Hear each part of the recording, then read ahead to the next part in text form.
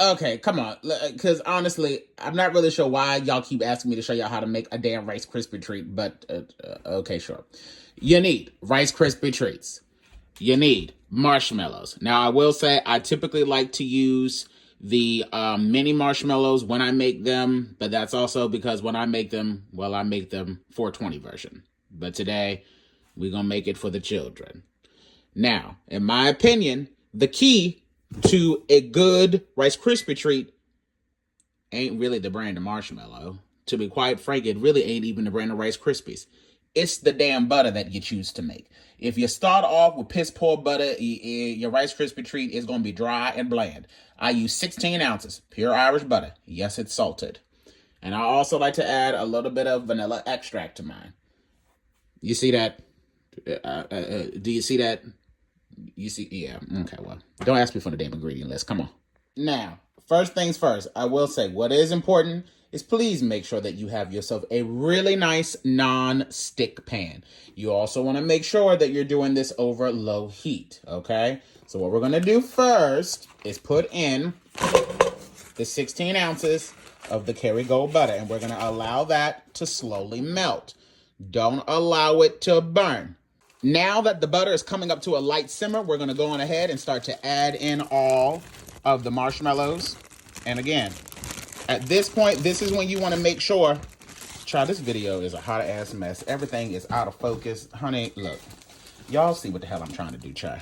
Put the damn marshmallows in with the damn butter. I mean, what the hell? This is a goddamn recipe video on freaking Rice Krispie treats. If you manage to fuck this up, you shouldn't be cooking. Anyway, you want to turn your temperature down all the way to low, because if you burn this, throw everything away, including the damn pot, because not only have you failed the recipe, you failed at life, okay? Don't continue to go on making this if you burn the marshmallows. You want to make sure that you are continuously mixing it. Once this starts to melt down, we're going to turn the heat all the way off, and then that's when we're going to add in the vanilla. Don't add in the vanilla too soon, or it will burn. I'll be back in a minute. And for those of you that are wondering, when I make the edible version of this, I do the exact same thing that I'm doing right now, except I use an 8-ounce block of the salted Kerrygold butter, just like you saw. And depending on how strong I want it to be, I'll either use 8 ounces of the infused butter, or I'll use an additional 4 ounces of the regular, and then 4 ounces of the infused. It just depends on if I'm sharing it, if I'm keeping it for myself. It just depends on my mood. But yes, it would be the exact same way. And for those of you that are wondering, yes, you can use Fruity Pebbles. You can use all different type of things. Because to be quite frank, most of the time when I did used to eat this shit, I used to only make it with Fruity Pebbles. I'm not really a fan of marshmallows, so it's not really my thing per se. But anywho, y'all asked me, try. You asked me nicely, so I went on ahead and made it for you. Make sure that y'all make sure, see, I told you I'm too tired, and I'm also too high. Make sure that this shit fully melts down. Don't get too overzealous and try to add in your Rice Krispie treats too soon, or it's going to become a clumpy, lumpy mess. Make sure that it melts all the way down. In this bowl, I added in 5 cups of the Rice Krispie treats. That's what I'm going to start off with. And then we'll go from there if we need to add in more. All right, we are now at the perfect consistency. This is what you want, people. You want it to be nice and smooth.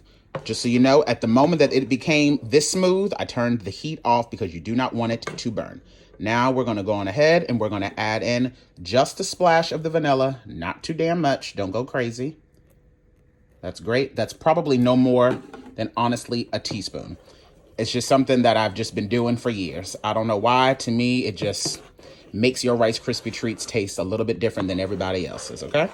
So now let me go on ahead and grab the Rice Krispies, and then we're going to add those in. All right, got my Rice Krispies here. Going to pour those in. Like I said, I'm starting off with 5 cups. And then if I feel like I need to add more, which I likely will, I will do it from there. But let me tell you something. There is nothing worse than a dry-ass Rice Krispie treat, okay? Don't nobody want that. Also, please, again, people, please make sure that you have turned the heat off. You do not want this to burn. As y'all can see, this is way too soft. So I'm going to go in, and I'm going to add in some more Rice Krispie treats. Give me one moment. Okay, I'm adding in an additional 3 cups. And you guys want to make sure that you're doing this pretty quickly because this will set and you want it to be nice and smooth. So altogether, that was 8 cups. Let me get this mixed all the way through and then I'll come back. All right, folks, this is what you want. Okay, you still want it to be nice and soft, but you don't want it to be soupy, because if you put in too much, then it's going to be dried out, and you don't want that. So altogether, I added in 12 cups of Rice Krispie treats to this entire pot. Let me transfer it over to a different pan. Now, I'm going to be honest. I never really saw myself getting on damn TikTok showing people how to make a damn Rice Krispie treat, but okay. So now, I'm going to transfer all of this goodness over. Yes, yes. And if you want, you can line the bottom of it with parchment paper if you're going to be taking it away, and if you don't want to, you know, take your pot with you. That way it'll be easier to take it out of the pot, but this is staying here, so it's fine. And this is the reason why it's important to make sure that you got yourself a nice, good non-stick pan so that all of this stuff comes out very easily. And so now, this is the part where you don't want to, this is the thing that I don't think people really realize. You don't want to mash this down, okay? You just simply want to just spread it out. So don't be too harsh with it. You want it to still have some air pockets. When you start mashing it down, then it just becomes a clumped up mess, and you don't want that. So all you're trying to do is just smooth it over, just like this. Yeah, yeah. And then we're just gonna allow this to cool for however long it takes. Make it the day before if you want, so it don't matter. For me, typically takes, you know, about 2-3 hours for it to fully cool. I'm not going to put anything over it. And if you do decide to put cling film over it, make sure that you put some holes in the top because you don't want this to sweat. Okay?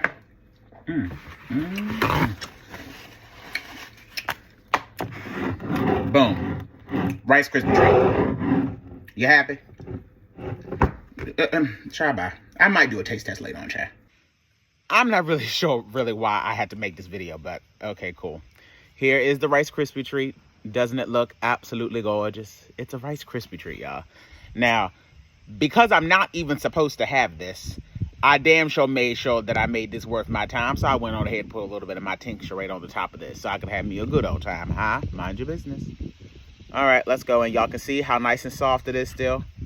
Very soft. Not tough at all. This is the next day, by the way. Full 24 hours.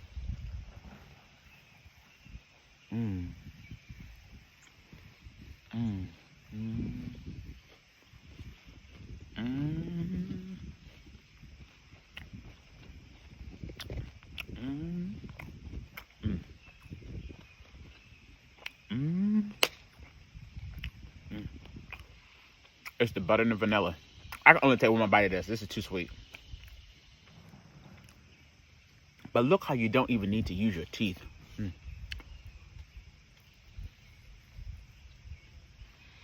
Woo!